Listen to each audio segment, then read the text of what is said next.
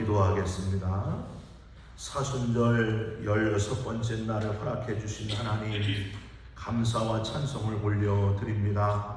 하루하루 순간순간이 하나님의 선물인 것을 잊지 않게 하시고, 주어진 시간을 허비하지 않고 감사와 감격으로 사명을 이루면서 살아가는 우리 모두가 되게 하여 주시옵소서. 더 낮아지게 하시고 섬기게 하시며 주님의 향기를 드러내는 사순절 기간이 되게 하여 주시옵소서. 오늘도 걱정, 근심, 염려가 다 떠나가게 하시고 슬픔이 변하여 춤이 되게 하시는 놀라운 주의 손길을 체험하게 하여 주시옵소서. 우리 기도에 응답하시는 예수 그리스도의 이름으로 기도 올리옵나이다. 아멘. 오늘 하나님의 말씀 누가복음 15장 18절부터 20절까지의 말씀입니다. 누가복음 15장 18절부터 20절까지의 말씀, 우리 다 같이 한 목소리로 누가복음 15장 18절부터 20절까지의 말씀을 같이 읽으시겠습니다.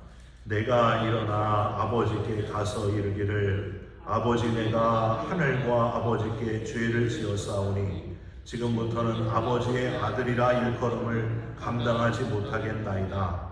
나를 품꾼의 하나로 보소서 하리라 하고 이에 일어나서 아버지께로 돌아가니라. 아직도 거리가 먼데 아버지가 그를 보고 측은히 여겨 달려가 목을 안고 입을 맞추니. 아멘.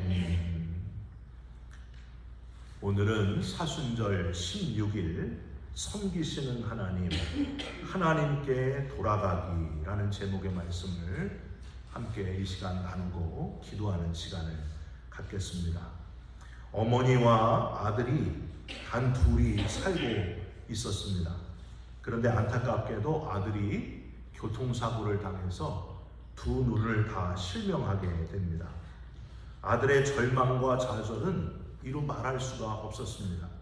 삐뚤어져만 가는 아들을 곁에서 지켜보는 어머니의 마음은 시커멓게 타들어갔습니다. 균열난 상처에 붉은 소금을 문지르듯이 아픔의 나날이 계속되었습니다. 자기 자신보다 더 사랑하는 하나밖에 없는 아들을 위해 아무것도 해줄 수 없다는 게 너무너무 속상하고 마음 아팠습니다. 그러던 중에 기쁜 소식이 하나 들려왔습니다. 누군가 아들을 위해서 한쪽 눈을 기증을 한 것입니다. 한쪽 눈으로 뭘 하겠느냐고 여전히 애꾸라고 사람들이 놀릴 거라고 하고 투정을 부렸지만은 어머니는 묵묵히 듣고만 있었습니다. 수술은 다행히 성공적으로 끝이 났고 드디어 회복실에서 아들이 붕대를 풀게 되었습니다. 서서히 붕대를 풀던 아들은 건너편에 있는 침대를 보는 순간 크게 오열하고 말았습니다. 건너편에 한쪽 눈을 수술한 어머니가 침대에 앉아서 아들을 지켜보고 있었습니다. 사랑하는 아들아, 미안하다. 너에게 두 눈을 다 주고 싶었지만은 그러면 눈이 안 보이는 내가 오히려 내게 짐이 될까봐 엄마를 용서하렴. 오열하는 아들의 통곡 소리가 들리는 가운데 엄마와 아들의 마음속에 따뜻한 소망의 꽃이 피기 시작했다 하는 그런 이야기입니다. 사랑하는 성도 여러분, 하나님은 두 눈 중에 한쪽 눈을 주시는 그 위대한 어머니의 사랑을 초월하여 두 눈을 다 주시는, 목숨을 다 내어주시며 자기의 전부를 다 내어주시는 아버지 하나님이다 라는 사실을 여러분 알고 계십니까? 그 엄청난 사랑을 받은 감격을 잊지 말고 감사와 감격 속에 우리를 위해 생명을 주신, 독생자의 생명을 주신 하나님의 은혜를 계속해서 되새기시면서 감사 가운데 살아가는 저와 여러분들이 되시기를 주님의 이름으로 축원드립니다. 예수님의 비유 중에서 가장 유명한 비유 중에 하나인 돌아온 탕자 이야기가 바로 오늘 본문입니다. 조건이 없는 하나님의 사랑을 가장 잘 표현하고 있는 비유가 바로 이 비유입니다. 하나님은 조건 없이 우리를 사랑하신다. 기억할 것은요, 집 나간 아들이 아버지께 돌아온 이유, 여러분 우리가 집 나간 아들이, 탕자가 돌아온 이유가 뭐라고 생각을 합니까? 우리가 바라는 대로 진심으로 회개했기 때문이 아니었습니다. 여러분 한번 잘 생각해 보세요. 이 돌아온 탕자가 왜 돌아왔을까? 진심으로 회개했다는 내용이 성경에 기록되어 있지가 않습니다. 이 돌아온 탕자는 왜 돌아온 것일까? 아버지께 당당하게 내 몫의 재산을 달라고 했고 자식답지 못했던 자기의 불효자됨을 회개했다거나 혹은 내가 부끄럽게도 돈을 다 탕진하고 말았습니다 하고 반성하고 그렇게 아버지께 온 게 아니에요. 아버지께 돌아온 가장 주된 이유는 굶어 죽지 않기 위해서였습니다. 여러분 성경에 그렇게 되어 있어요. 탕자의 말이 이렇습니다. 내 아버지에게는 양식이 풍족한 품꾼이 얼마나 많은가. 나는 여기서 굶주려 죽는구나. 내가 일어나 아버지께 가서, 즉 단순히 이 먹거리를 해결하기 위해 굶어 죽을 수는 없으니까 다시 아버지에게로 돌아온 겁니다. 자신이 택한 길은 죽음에 이르는 길이고 목숨을 부지하려면 아버지께 돌아오는 길밖에는 없었기 때문입니다. 너무나 부끄럽고 여러분 실망스러운 이야기 아닙니까? 탕자가 그랬다는 거예요. 배가 고파서 아버지께 왔다는 겁니다. 마치 요셉의 형들이 아버지 야곱이 죽게 되니까 그동안은 요셉이 아버지가 계시니까 우리를 살려뒀지 이제 본 모습을 드러낼 것이다 하고 요셉을 의심하고 요셉을 두려워했던 것과 같이 아직 완전히 회개하지 않은 모습으로 당장 내 눈앞에 먹을 것 때문에 굶어 죽을 수가 없어서 당장 굶주린 배를 채우려고 아버지께 돌아오게 되었다고 하는 거예요. 그게 탕자였습니다.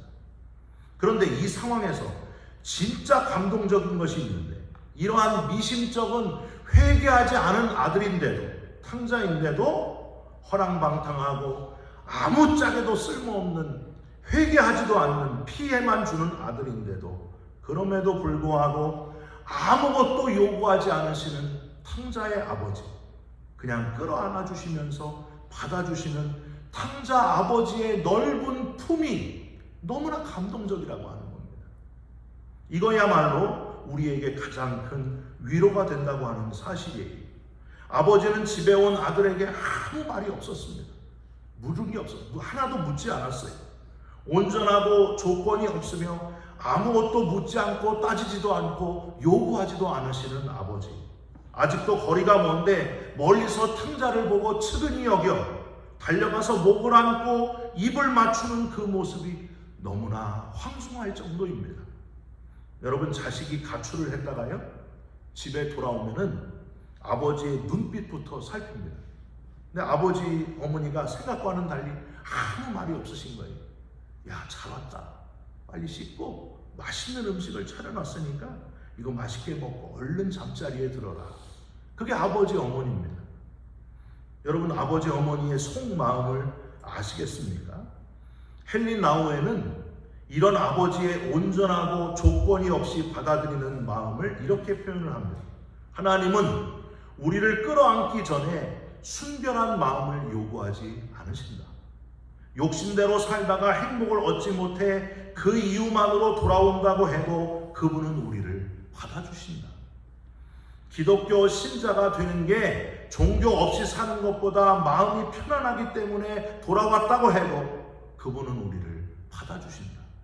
죄의 결과가 생각보다 만족스럽지 못하여 돌아온다고 해도 그래도 그분은 우리를 받아주신다.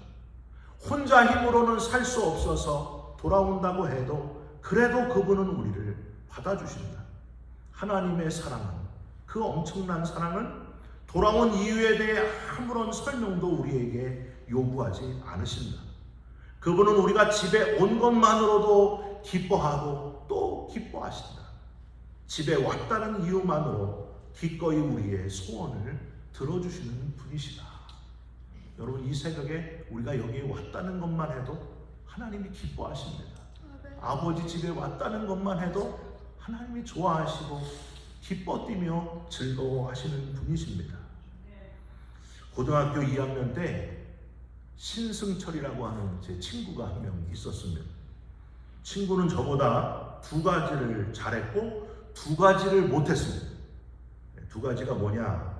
통기타를 아주 잘 치는 가수 지망생이었어요. 그리고 얼굴이 탤런트 원빈처럼 너무 잘생겼습니다.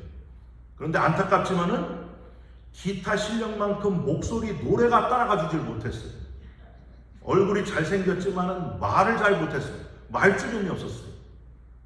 계속 어릴 때부터 교회에서만 살았던 저는 얼굴에는 자신이 없었으나 목소리나 말하는 것, 노래 부르는 거엔 그래도 좀 자신이 있었습니다. 승철이와 친해지다가 제가 이렇게 요구를 합니다. 승철아, 우리 교회 올래? 우리 교회 와봐라. 예쁜 여학생들이 잔뜩 있다. 너를 기다리고 있다.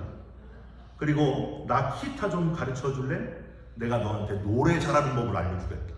우리 교회 오면은 악기 이렇게 다루고 노래 부르는 건 네 노래가 엄청 실력이 늘어날 거야. 그리고 잘생겼기 때문에 다 너를 좋아할 거야. 그랬더니 결국 승철이는 교회에 왔고, 예쁜 여학생들이 많다는 소식 때문에 그냥 교회로 왔고, 교회에 온 첫날부터 교회에 원빈이 떴다는 소식에 모든 이들에게 주목을 받게 됩니다. 승철이와 점점 더 가까워지면서 승철이가 노래를 곧잘 하게 되고요, 저는 기타 실력이 늘게 되고, 모든 여학생들의 주목을 받게 된 승철이는 자신감이 뿜뿜 넘쳐나게 됩니다. 고등학교를 졸업하면서 저는 서울로 갔고, 승철이는 경상남도로 내려가면서 헤어지게 되었습니다. 어쩔 수 없이 15년 만에 승철이에게 전화가 왔습니다. 성기야, 잘 지냈냐? 내가 네 전화번호 찾느라고 여러 군데 연락하느라 엄청 고생했다. 그래, 너무 반갑다. 성기야, 어떻게 목사님 됐냐? 그래, 나 목사님 됐다. 내 그럴 줄 알았어. 너 근데 놀래지 마라. 나는 집사님 됐다. 다 너 때문이야. 다 네가 나를 교회로 인도해서 그래. 그 다음 말 때문에 제 눈에 눈물이 핑 돌았습니다. 너 때문에 이제 신앙생활이 뭔지 알게 됐다. 그리고 나 요새 새벽기도 나간다. 그리고 나 11조도 한다. 신기하지 않냐? 이 말을 듣는데 막 눈물이 벌써 제 눈에서 흐르고 있었습니다. 이유는 전혀 달랐지만 너무나 처음에는 속보이고 유치한 예쁜 여학생들 때문에 교회에 왔지만, 아버지께로 돌아간 승철이가 온전하고 조건이 없이 다 받아주시는 하나님 아버지의 사랑을 드디어 깨닫게 되고, 아버지를 알게 되고 하나님 나라 생명책에 그 이름이 기록되었다는 것에 얼마나 감사한지 최고의 기쁨의 순간이었습니다. 내 아들아, 드디어 집에 왔구나. 내 아들아, 다시 내 곁에 네가 있어서 너무너무 기쁘다.